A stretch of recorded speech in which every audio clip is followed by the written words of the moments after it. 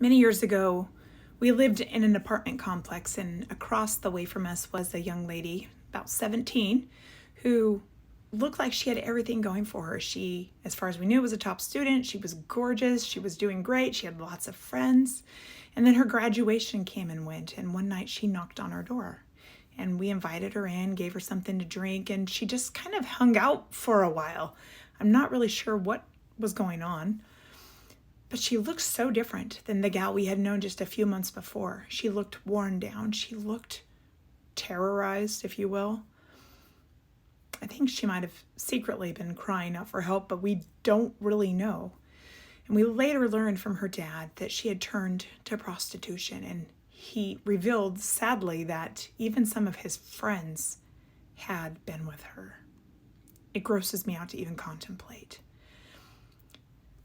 There are people who are trapped in darkness, and we don't know the circumstances that lead people to things like prostitution. We don't know how people get stuck in sex trafficking. We don't know all the details, and honestly, that really doesn't matter to us, especially as people who have been redeemed by Jesus Christ. We are called to a different standard of loving.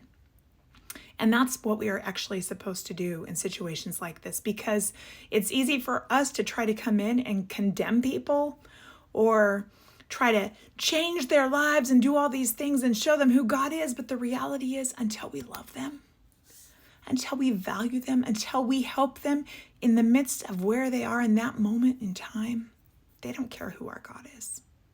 They don't want to know who our God is.